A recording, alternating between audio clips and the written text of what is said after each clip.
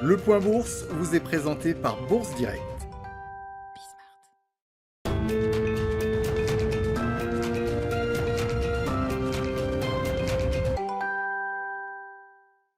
Clôture dans le vert ce soir pour le CAC 40. L'indice parisien gagne 0,15% à 6296 points.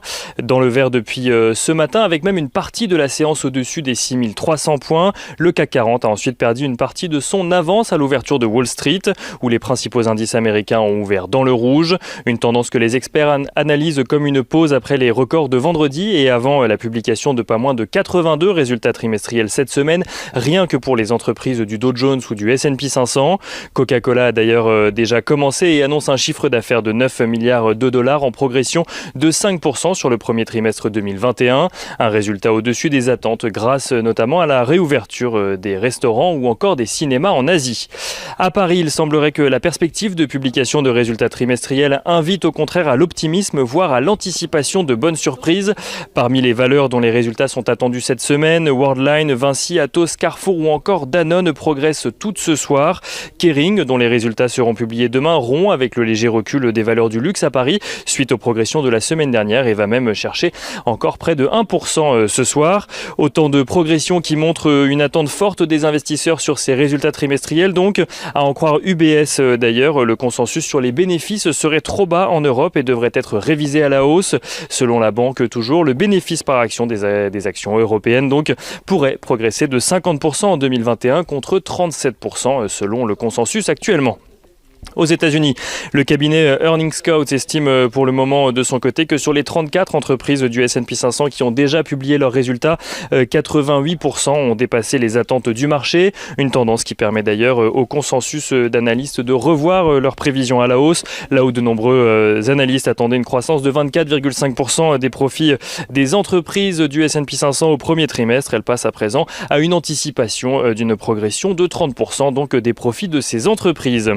Du côté des valeurs justement, mais à Paris, donc à présent, Forestia annonce des ventes en hausse de plus de 12% au premier trimestre 2021. Des ventes tirées par la Chine où elles ont dépassé les ventes du premier trimestre 2019, donc avant la pandémie.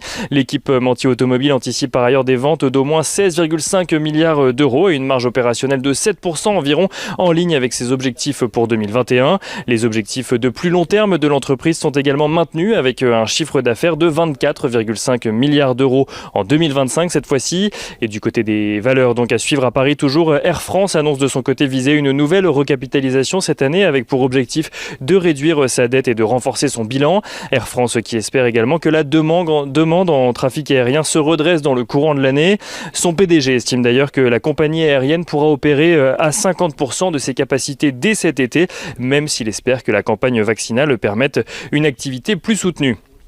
Au-delà des résultats d'entreprise ou des actualités sur les valeurs, on note que selon une étude réalisée par Janus Henderson, la dette mondiale a augmenté d'un peu plus de 17% en 2020 face à la crise Covid, ce qui représente un peu moins de 15% du PIB mondial, soit 9 300 milliards de dollars. Et on finit avec l'agenda de la journée de demain. Demain, les investisseurs scruteront donc de près les publications de Atos, de Danone ou encore de Kering qui marqueront le début des 12 publications de résultats trimestriels prévues cette semaine pour les entreprises du CAC 40. À noter que parmi les publications d'entreprises ne faisant pas partie de l'indice parisien, M6 publiera également ses comptes du premier trimestre alors que le groupe de médias intéresse de nombreux repreneurs. Aux États-Unis, l'actualité sera également centrée sur les entreprises, on en parlait tout à l'heure, et ce seront Manpower, Netflix ou encore Philip Morris qui publieront également leurs résultats trimestriels.